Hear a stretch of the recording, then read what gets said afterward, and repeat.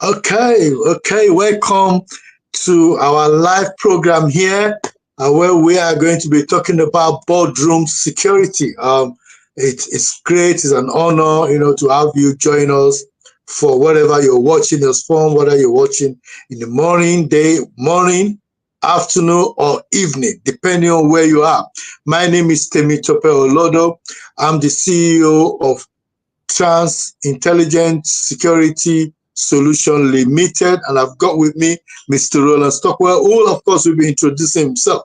But today, we're actually going to be talking about boardroom security. And when you're talking about boardroom security, for most of you that are listening to us right now, live on LinkedIn, live on YouTube, I want you to do me a favor. I want you to like this page. I want you to share this page, and I want you to tell your friends that we are live to have a serious conversation about boardroom security. As you know, we're in a turbulent time right now. People in Gaza, or people in Israel, or people in Iran, or people in Lebanon who are CEOs, directors of companies, cannot operate. It's either they go virtual to have their meetings. Most of the meetings they must have planned, contract that they were planning to execute. Nothing could happen right now because of the raging war that is going on, or conflict that is going on in the Middle East. So what we're talking about affects a lot of individuals, many of you who are CEOs, director, either financial director, commercial director, HR director. You have a significant role to play in the life of your organization and the life of your nation, because at the end of the day, if something happens to your company, you can pay tax. If you don't pay tax, people in the social net cannot get the support that they need to get. So at this point, without much ado, I would like to bring on board Mr. Roland Stockton, and he's going to tell you a little bit about himself before we actually go into the deep conversation of boardroom security. So, Mr. Roland, welcome on board. Hi, good afternoon, Temi. It's nice to speak to you again. Nice to see you. I can see you having a beautiful day, as we are here in Den Haag in the Netherlands. And of course, welcome to all our guests. It's nice to be able to reach out and if not actually chat with them, at least a way of communicating and sharing ideas. So a little bit about myself. I have a mixed sort of eclectic background, you might say. I was a civil servant. I worked in the military for a long time, a long time. I worked for some NGOs, OPCW based in Den Haag, CTBTO based in Vienna. I've also worked for some commercial companies, some European and some African, doing a wide range of different positions, skills, appointments, logistics, communications, planning, security. So a wide mix and match of different areas I've been involved in. One of the most challenging, I might say, is my wife. She has her own business. She took over a play group, and when I looked at it, I sort of thought, well, we can do a lot better. So I was very much involved in setting up the web page, making sure all the documents complied with all the various regulations that a play group must have. Security, of course, was a big thing when you're talking about people's children. Of course, people's children are very dear to their hearts, and you must make sure that everything is as it should be. So a lot of different areas I've been involved in, a lot of teaching and training. I've actually worked, taught, been on missions, all sorts of things in 38 countries, in the Americas, in Asia, in Europe, and in Africa. So I'm well versed in a number of different areas, and I quite like that. Being, I would say, a generalist, though I know in certain areas, I suppose you could say I'm a subject matter expert, but I prefer to mix and match and just consider myself a generalist with a certain depth of knowledge. Yes. Thank you so much. And I think that more or less position you in the right setting to be able to advise and you know tell a lot of our viewers and people that have been watching us right now your view, particularly when it comes to boardroom security. What's your understanding of boardroom security, and what will be your advice to people who are watching right now? They are saying to themselves, am I in a boardroom? I've never been in a high level wearing suits and things like that. What's your view? What's your position on that? I think when we're talking about the boardroom, you know, everybody knows the boardroom is the pinnacle of the triangle. If you look at that hierarchical structure, whichever structure organizations may have, sometimes they're based in a slightly different way.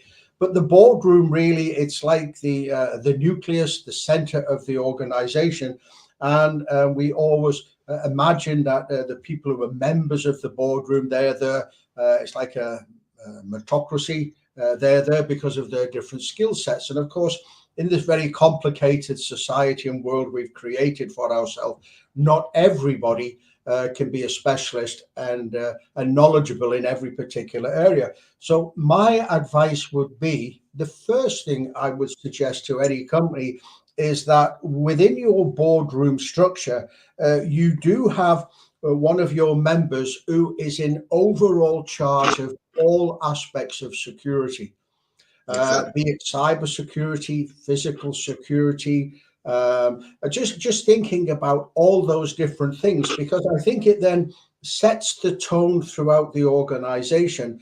Because if people can see within the boardroom, one of those people is using their valuable time and experience to take care of security, then the organization takes this very, very seriously. And by default, we should take it very, very seriously. And then further down the chain in the security hierarchy, from the guys and the girls who are on the gate and patrolling and carrying out all the checks, all the way up through the CISO and so on and so forth, they know that they're represented at the highest level, and it will have a positive effect on them. So I think the first thing is to send the right messages out within your organization by having somebody on the board who is the go-to person at board level when it comes to security, and actually he or she can then make sure that what needs to be done is done. That would be the first thing I would suggest.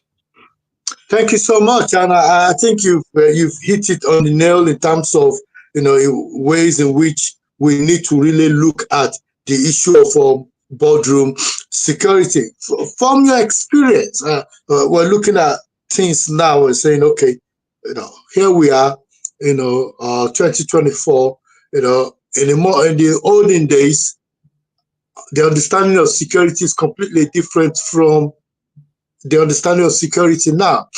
If I am a CEO, what are the three things that you'll be telling me to look at? Because now we're talking of Internet of Things, we're talking of cybersecurity. What are the three things that you'll be saying I need to consider, need to look at when I'm looking at security? I think one of the most important things was, as the CEO, a CEO, of course, is responsible for everything. As they have on the American president's desk, I think it was Roosevelt, had a little plaque on his desk said the buck stops here. And of course, the CEO ultimately takes all responsibility.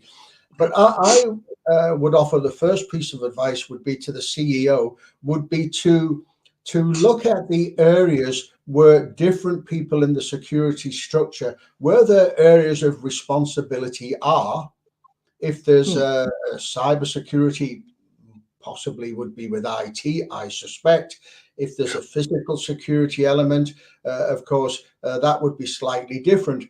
But I would be looking at these areas of responsibility, and I would be then taking a backward step. I always say to people that sometimes you see things much more clearly when you're farther away. And I would be looking at what are the areas of responsibility, and then having done a sort of SWOT analysis or a threat assessment, I'll say, well, this is covered, this is covered, this is covered. This area here could be a possible area where we may be vulnerable.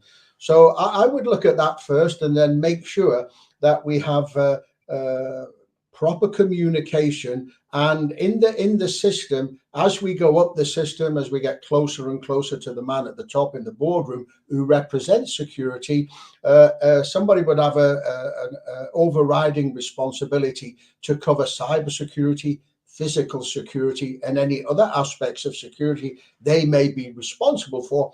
For example, health and safety could be an issue where there are security implications depending on your job. Again, depending on the environment in which you live, I would suggest that, we have business forums. CEOs can get together and they can have a working breakfast, or board members can have a working breakfast. Well, that's great within the company, but also I would say establish some lines of communication between yourselves and other companies, either in the neighborhood, if you're on an industrial site, for example, or who are in a similar industry as you, and then occasionally get together and just have a conference, a chat, whichever way you want to describe it, and thrash out and learn from each other. One of the things I teach is team building, team leadership. And I do say that within a team, one of your greatest strengths is having what we call cognitive diversity. People who think in many different ways. And there's one saying I really, really like. I'll just amend it slightly so that we're all inclusive. So if you surround yourself with yes men and yes women, yes is all you're going to ever hear. And really what you need as a CEO in your structure, and I'm sure you're all aware of this, hopefully, and you have it established, that you are happy to be challenged by those who see things in a different way. Because one of the greatest strengths in being challenged is it makes you address, and the people who are challenged, you address the issues in a unique way.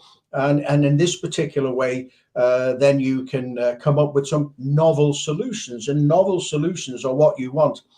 I think that the final piece of advice I would offer, if you just ask me for three, would be I would look very, very, very carefully at who has access to what in your system and why. This, of course, is like a cybersecurity aspect coming in now. But if we have in the military, that great thing, need to know.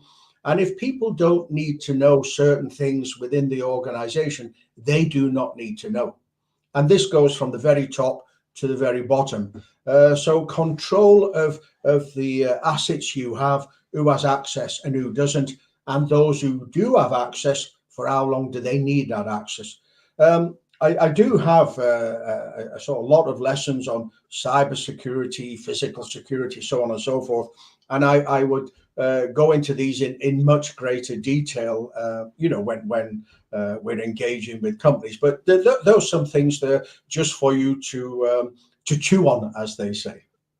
Thank you so much, because you touched on a lot of very, very critical issues that CEOs need to take on board. When you look at countries like Africa, for example, God forbid, if you are the financial director, of a big company, and lo and behold, you get kidnapped. But even if you don't get kidnapped, your mother in the village get kidnapped, and you get that horrible call that says, you know what, we just need you to release the financial information of your company.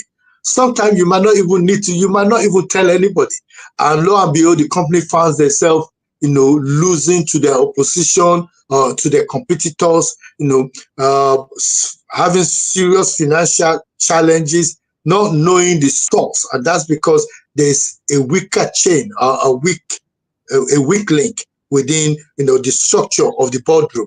And that is what you just brilliantly spoken to. We have a lot of people watching us on LinkedIn. We have people watching us on YouTube. So I just have to appreciate them and say, please like this page, share this page, and tell your friends that we are live, live here and talking with Mr. Roland about boardroom security. Your business doesn't need to be a multi-million-dollar business. It can even just be a 200,000 naira business, but yet you are the CEO and you need to be protected, because if anything happens, people know that you have money, you're cashing money, they will kidnap your parents, they'll kidnap your children, when on their way to school.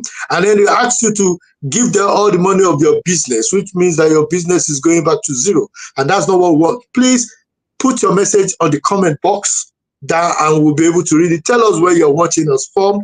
I could see the people watching us all the way in Lagos. Thank you so much. I have somebody watching us in Dubai. Wow, that is great. On YouTube. Thank you so much. So that shows that we are talking to a global audience. Let me ask you my second question, which is, why is boardroom security critical for both corporate governance and national security, especially in today's globalized business environment?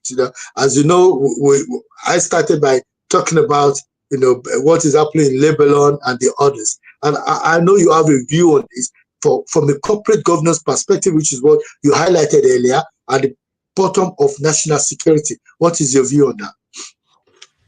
Yes, in the world in which we live, as I've mentioned, of course, there is a interaction between the commercial world and the government world. Of course, there is for different reasons.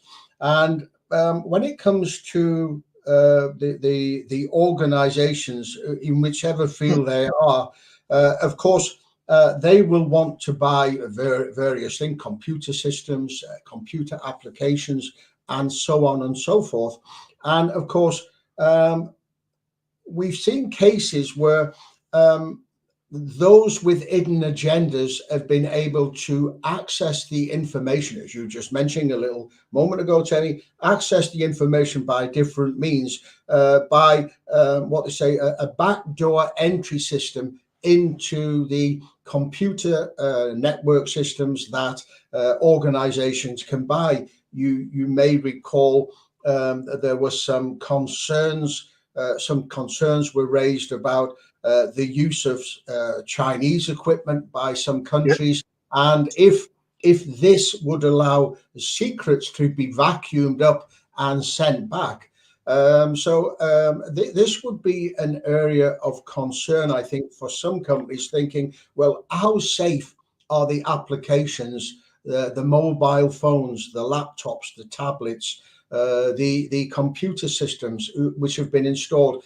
How safe are they? Or are they like a sieve and leaking all our very expensive research and development programs? They're giving them away for free, and therefore our competitors could bring out the same product, not having incurred the R&D costs, and then they could undersell us. Another area when it comes to this, I worked for an organization, and whenever we sent our teams away, and they went all over the world, they would always take a laptop and a phone that was issued to them, and the only things that were on the laptop or on the phone were those things they needed for work, for the actual task they were doing, nothing else. And when they came back, those laptops were scrubbed electronically, so there was nothing on them. So rather than have your executives, directors, or whoever going away with their Apple or their Mac or whatever with everything on it, that would be an area you might want to consider. Let's give them a works or a company laptop, a work or a company phone to probably have anyway, but make sure that it is completely sterile when it's going, with just the bare things that they need.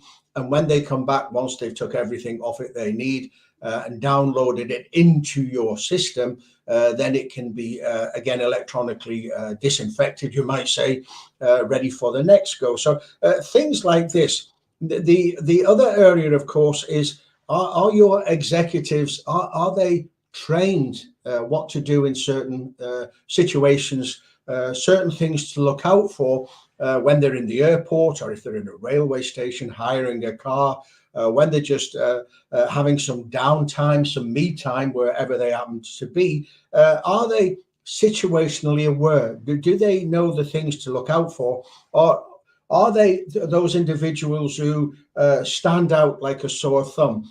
I remember when I told you I was in the military, briefing the soldiers, and I actually went to the major railway station near the garrison where I was based, and I just took some photographs, and then I used it in my security briefings. Can anybody spot the soldier? And of course, it's the way they were dressed, they stood out, the way they were acting, and of course, they made themselves an obvious target. So this is an area, of course, the executives, when they're traveling, we have in the military what we call a grey man. If you were ever captured and you're a prisoner of war, the thing that you would want to be would be the grey man, so you never draw attention to yourself. So this would be, again, it's the things we teach, how to blend into the background, what to do, what not to do. I mean, there's a whole plethora of them. I was just giving you some snippets here, but some areas to think about and inwardly digest and think, do my people offer themselves up as an easy target? What can we do? Yeah. Thank you so much, Mr. Roland. And people are watching live from Benin City. We got a brother watching live from Syria, people watching from Kent, people watching from Lagos. So it's a mixture, a mixed bag. And I just want to thank and appreciate them for watching. And please drop your message in there. Thank you so much. You have people watching us from First Stack, your people watching us from First Stack, which is brilliant, brilliant, brilliant, brilliant. Yes, we have Mr. Joseph also watching us live, So please drop your message. Let us know where you're watching us from. Thank you for watching us from Lagos. That is brilliant. I've got another question for you. And this is my third question. Is there what specific strategy or tools can companies implement to protect sensitive data?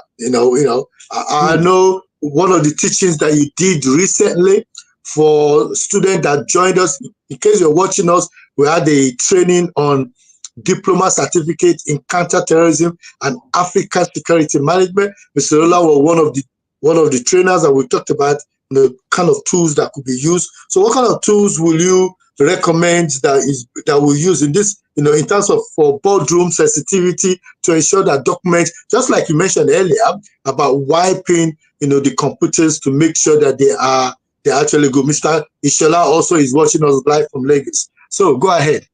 Within the boardroom environment, of course, the boardroom environment, like wherever you have a meeting, it's a meeting of minds. It's a place to communicate, sort out problems and issues.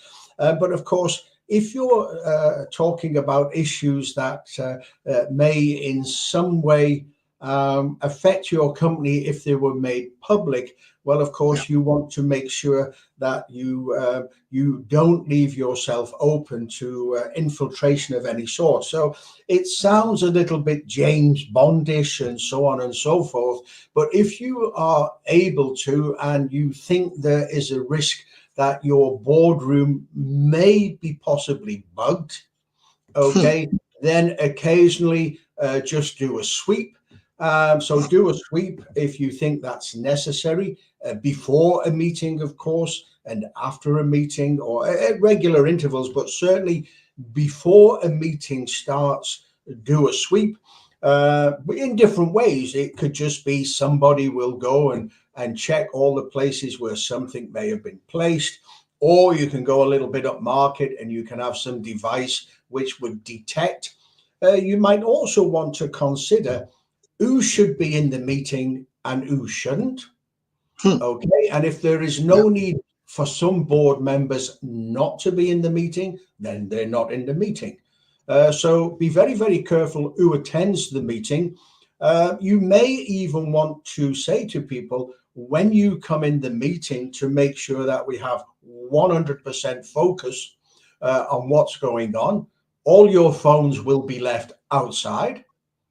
Okay, make sure you have somebody there. Take the phone, take the phone, take the phone, and have pre-prepared document on the desk with numbers on. And then at the end of the meeting, all those documents are collected by a trustworthy person within the organization. They're numbered, they're accounted for. These would be relatively simple and inexpensive techniques you may wish to use. And of course, make sure that the location of the boardroom is in an area where it's not part of a route which would have other people going backwards and forwards outside or wherever. So if you just have a corridor leading to a very secure area, and you can have one of your security guards or one of your staff at the end of the corridor say, meeting in progress, you're not allowed down here. And there should be no reason why they're there anyway. But really, sometimes, very inexpensive techniques can save you a great deal of hassle. So I would think initially along these lines to begin with. Thank you so much. And we have people watching from Jaws, which is Plato, as cold as the UK. Definitely. We have someone watching us from Kenya and Botswana. I could see Botswana. Thank you. Please drop your message. Let us know where you're watching us from, because that is very important. It encourages it encourages us here. And then you have any questions, please post those questions. One of the things that I wanted to ask you is boardroom understanding of security, because a lot of them, when they get to that level, they actually do not have that spare time to go and do 5-day training, 2 weeks training, and those kind of things. So do you subscribe to the virtual security training, boardroom security, the type that Trans is looking at giving to boardroom? Do you subscribe to it? I think, and I understand, of course, that the members of the board, the C-level suite as well, and so on and so forth, by the very positions, they're extremely busy. Yes, if people can attend a 5-day training course, all well and good. But you and I know, Temi, from our own experience that, time is precious. It's a commodity that seems to get harder and harder for us to have. I would suggest, well, if we can't do it in one fell swoop, why don't we do it in bite sizes? And reach out to those companies like Traz who specialize and say, would it be possible if we were to come online for 1 hour or 2 hours on a particular day? And we're quite happy, of course, in Traz to cover Saturdays and Sundays, or whenever fits into your plan, your calendar, to provide training. And we can give off the peg training, which will cover a lot of things. But we're also very happy to have an initial meeting with you and give you some bespoke training.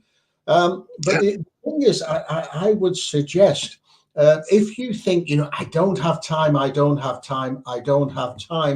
well, this is an excuse. And when suddenly things go topsy-turvy, then that is too late to say, I don't have time. And one of the key areas for everybody, and some of the lessons I give on cybersecurity with examples from major global players where they did not address the issues in a timely way, and they suffered a lot of financial penalties, be they fines imposed by the government or the consumer market turned their back on them. One of the things you have to be careful about if there's an event, and you may remember with Volkswagen, where they had the issue with the emissions, and of course, what they call the court of public opinion. Even before the lawyers have thrashed out who's guilty, who's not guilty, what's going to happen, and so on and so forth, the court of public opinion is something that you have no control over as such. And this can have a major financial impact on your business. So these are things we need to consider. I need to do the training. I need to make sure my people are what we would call security savvy, streetwise, situational awareness wise, all the different wises that go with it, and say it's not can I make the time? It's I must make the time. Make the time. And we can always, of course, we are always happy to fit into whoever reaches out to us, to fit into whatever works best for them. Thank you so much. We have people watching us live, and the number is growing by the minute. So thank you so much for giving your sparing your time during this weekend for this very, very serious conversation. Watching from Lagos, Oluwatosin watching live from Lagos. We have, Adetutu watching. We have Mr. Anit. I think I pronounced that name right. We have Barrister Olivia also watching live from Kent. We have lots of people watching, and thank you so much. Please drop your comment, like this page. We also have, Cynthia watching from Ibadan. Thank you so much. Thank you. Now I have a question. How do insider threats such as link and blackmail manifest within Boardroom, and what proactive step can business take to mitigate those risks? So we're talking of insider threat now. I know you did touch on it earlier, but how does it really manifest itself? I know we will let the cat out of the basket, if we could call it, out of the cage, where we talked about the fact that, you could see your competitors more or less doing what you have planned to do. So, for example, we were planning to recruit somebody recently, and lo and behold, the person said, "Oh, I work for your competitor." So, my staff, very, very brilliant. I don't even need to get involved. They just said, no, we're not having this person. This person is not generous, because that is a competitive threat, to your business. We have Mr. Kasim watching us also live. Thank you so much. So go ahead, sir. What will be your advice about dealing with insider threat and blackmail, and what kind of mitigating circumstances could be put in place? Okay. Let's look at blackmail first. Okay. Why or how can people be blackmailed? Well, obviously they've done something that is wrong. It could be people on a business trip. They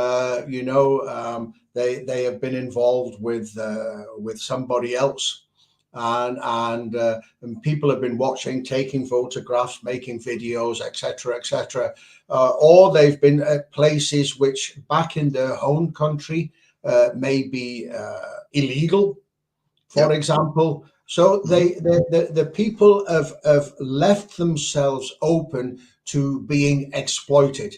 Of course, they don't have to be on a business trip. It could be people who are looking at certain online sites, and unbeknown to them, what they're watching, they are being watching what they're watching, and then they'll just get an email in the post or whatever saying, "Would you like to see yourself on this video?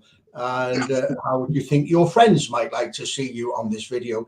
So whenever anybody is going to go on a trip, give them a security briefing and tell them in no uncertain terms, this is what you can do and this is what you can't do, and it's your future we're thinking about, and the company's future, and all that ripples out from that. So blackmail means you have done something wrong, and the only person who can stop that is you. And of course, some people, it's not that they're silly or stupid. It's just that they may be a little bit naive, and they've got themselves into a situation and they don't know what to do. And sometimes when you're in a situation like this, it's rather than succumb to the blackmail, there are ways to defeat the blackmailers, and it's to approach those agencies that deal with this and seek professional advice. So that was the blackmail side of it, just some initial thoughts. Now, insider threats. Why would there be an insider threat? What might lead a person to suddenly become disloyal and turn on his colleagues who he's worked with or she's worked with for maybe a long, long time? Um, Managers at whatever level, okay, need to closely observe. They need to know their people so they know how to get the best from them. Of course, they do. Yeah. This is all managerial basic skills. Everybody knows you have to know your people, and leaders, of course, in the same way. The ones above the managers, they need to know their managers and so on. And there are certain telltale signs you may be aware of when you're looking at your staff. Is the person coming into work later and later? Is the work output suddenly not as productive? It's shoddy, it's not as professional. And then you need to just ask yourself, well, why might this be? Of course, if it's the person involved, there's suddenly a new baby in the family, then being a father, I know babies can keep you awake at night, and all that goes with it. So there is an example of saying, I understand why the person is suddenly being the way he is. But it could be something else. Is the person drinking, going out all night drinking? Or is the person taking drugs? All sorts of signs you might want to think about and think, well, in this case, firstly, they could be leaving themselves open to blackmail. But why are they doing this? Is there some domestic problem? Is there dissatisfaction at home? Have they been overlooked for a promotion? And so on and so forth, where suddenly they don't think they're of any benefit to the company. They feel they've been wronged, and they in a way want to get revenge on the company. I do advise everybody that when you're hiring new people, you do a sort of screening process, initial screening process when you're bringing people into the company. I would always suggest that before anybody gets promoted, there is also a screening process, looking at that person, and the higher you go up the chain, the more you should accept. There has to be more transparency. Is the person living beyond their means? As the debts accruing? All sorts of things that you can pick up just by simple observation. And then these will possibly suggest this person may be a potential insider threat. And if so, how can we mitigate this? What can we do? And of course, we do discuss different things you can do. We have a very wide portfolio of lessons covering all aspects of this, and we would go into it in more detail. But before anybody's promoted, do another screening, and managers and everybody else, keep an eye on your staff and look for these telltale signs something's not right. For example. Thank you so much, because you more or less hit it, and our viewers are growing by the minute. We have people watching from the United States, people watching from Europe, and people watching from Africa. So we've got 3 continents currently watching you live as we speak, both on YouTube and on LinkedIn, which of course is a professional platform where we have a lot of our colleagues who we work with regularly watching us. So if you're watching us right now, please like this page, share this page, tell your friends that we are live. We've got our speaker, Mr. Roland Stockton, all the way from Netherlands, speaking to a veteran military professional, trainer, and security consultant. And just like you were mentioning earlier about internet threat, when you join the civil service, and I won't want to mention a specific country just to be, to be neutral, but when you join civil service within Europe, the security clearance is a different ballgame, because you have the enhanced security, you have the ones that do counterterrorism, which is CTC, you have the ones that do top secret security clearance, and you have the ones that do DV clearance. And when you go for this, they check your bank account. They ask you about the kind of relationship you've had in the past. They ask you if you have debts, And the reason why they ask you this is because when you're opened about the kind of relationship you've had in the past and where you've made mistakes. There's somebody, sees you on the road and says, "Oh, hello, how are you doing?" And you say, "Fine." They slip a picture into your hands to say, "Oh, this was what you did when you were in secondary school and you were involved in that naughty thing and we're going to expose you." It might not even be, they just want trade secret. They want certain things. And for you, you don't know. You might think it's only when I work in the Prime Minister's office that I have all the trade. No, you could even work as a bakery, within the British High Commission or within an American embassy, and yet you have the floor plan. You know how to move. You know when people come in. You know when they have their breakfast. You could tip something into their drink. So instead of threat, it's not just about you taking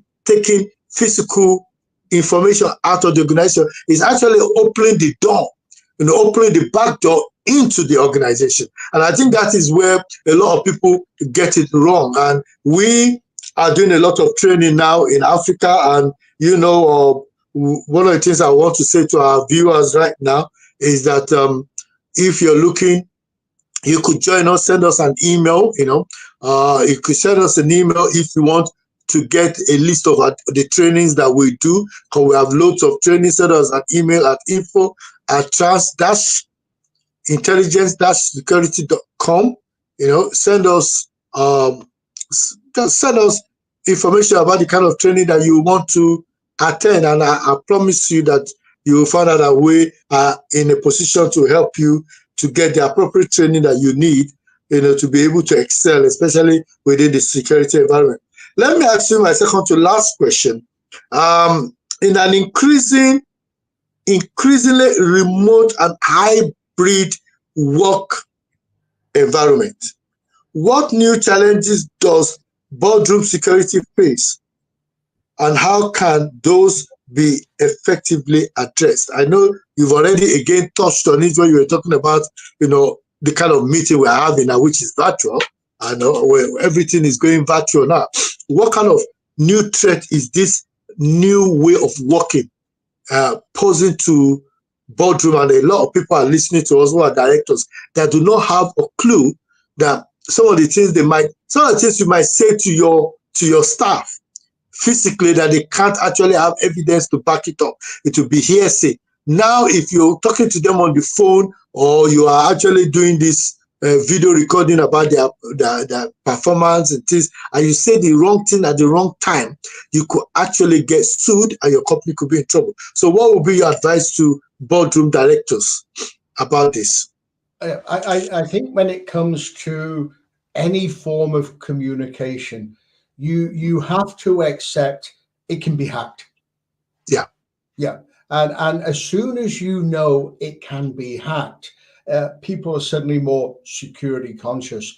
So, for example, we know about two-factor authentication for our devices. We know about passwords and how many digits and characters and symbols they should have to make it extremely difficult to break the password and so on and so forth.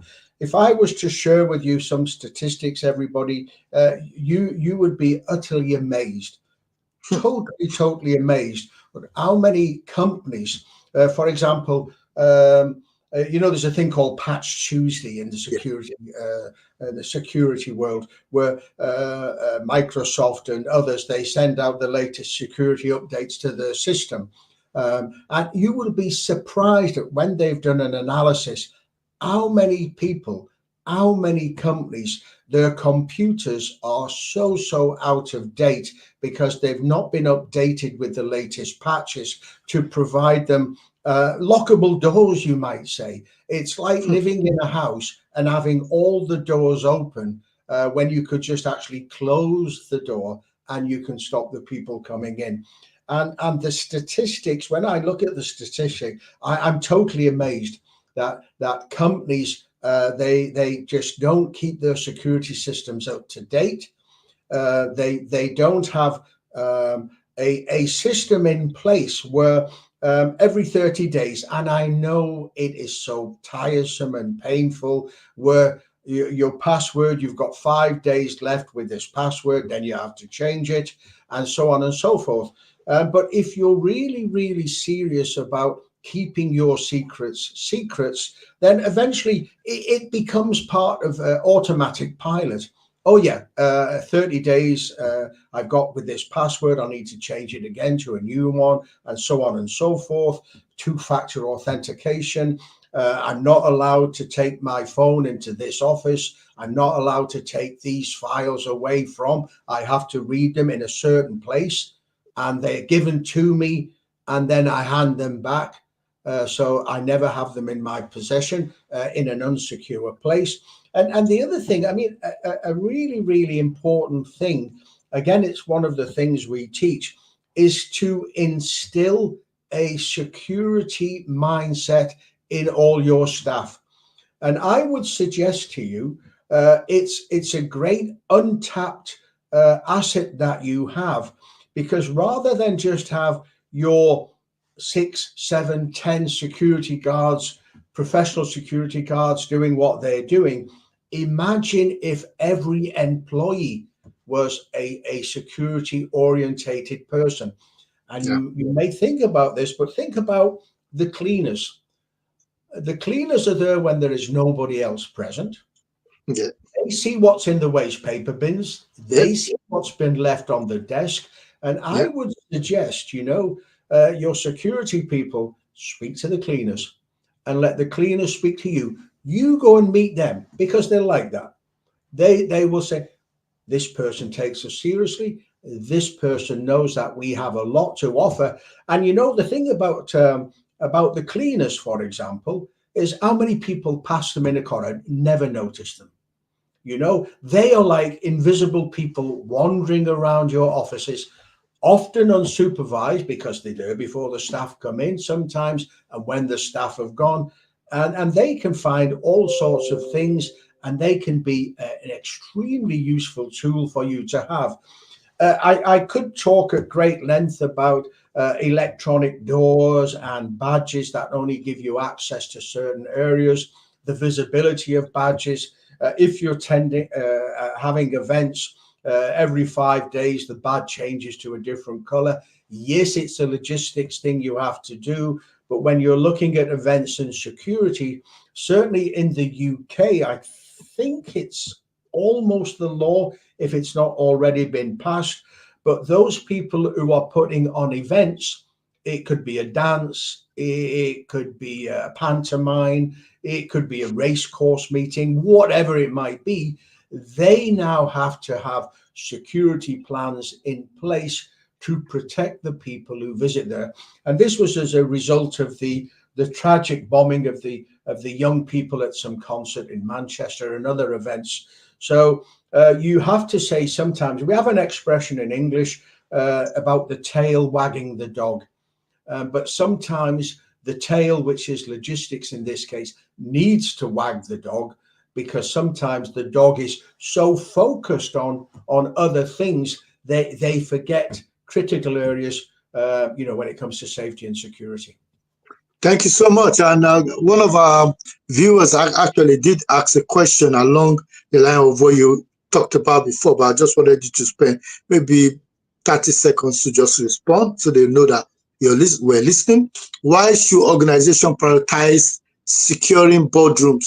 And what risks are associated with unsecured boardrooms? What risks are associated with unsecured boardrooms?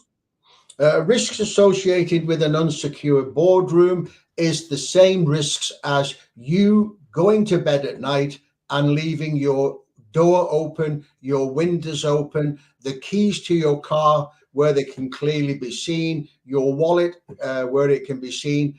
The risk to an unsecured boardroom is the leakage of all your confidential information. And then think about the effects that might have on your survivability as an organization. Thank you so much. And my final question, because I can see where our time is going fast. What role should external organizations, consultants, and intelligent firm like ours play in enhancing boardroom security? What should a company consider? Why should a company consider our skills? Okay. If I was going to buy a cake, Yeah. I'll use a silly example here. If I was going to go and buy a cake, I would go to the bakers. Why do I go to the bakers? Because I know the bakers are professional and they know how to make the cakes. If I was going to buy a car, I would go to a reputable garage and I would speak to the salesman and I say, could I have your advice, please? Now, I mentioned a little earlier, in today's very complicated, complex world, not everybody, I would say nobody at all can be an expert in everything. And you in your respective fields of marketing, finance, product development, so on and so forth, sales, you are professionals and experts in that field, and that's where you focus your attention. My field and our field is in different areas: security, cyber security, insider threat, convoy drills, for example, how to operate in an hostile environment, how not to stick out like a sore thumb when you're traveling in wherever it might be. So this is what we do. We are experts in this particular area. And in the same way that you offer your skills, your expertise, your knowledge to us, we offer our skills, expertise, and knowledge to you. That's why I would suggest, if you're ill, go and see the doctor. There we are. Okay. Thank you so much. You just hit it on the nail. For those that do not know, Intelligence Security Solution Limited is a company that have amassed over 300 years of experience, with our trainers, our security directors, our marketers, our product managers. We've got everything that you could think of.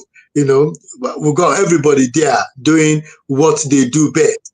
And we have 300 years of experience. And when we have our meeting, it's an inclusive meeting where everybody speaks and everybody adds value. And that's what makes us different from our competitors. As you can see, we are hosting a webinar and we are talking to you and giving you free advice on boardroom security. How many of our competitors are willing to even give you that few minutes? But we've given you 53 minutes now and counting, and you've not paid us $1. So, so thank you so much for giving us your time. There's one thing you could do for me, and that will make me very, very happy. We're back again. We started 4 o'clock because of technical reasons, but next week we will be bang on here, LinkedIn, YouTube, Instagram at 3 p.m. So please tune in. Do not go anywhere else. Be with us. Now, if you're watching me right now, I want you to like this page. I want you to share this page. And I want you to tell your friends that we spoke about this. In fact, you could use us as a seminar.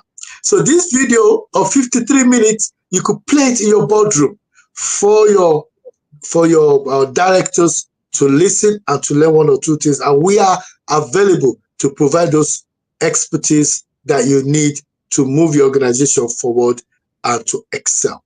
My name is Temitope Olodo. I'm the CEO of Trans Intelligence Security Solution Limited, and I have with me all the way from Netherlands, Mr. Roland Stockton, and we are pleased and honored to have you with us today. Until we meet again next week, 3 p.m., do not change your dial.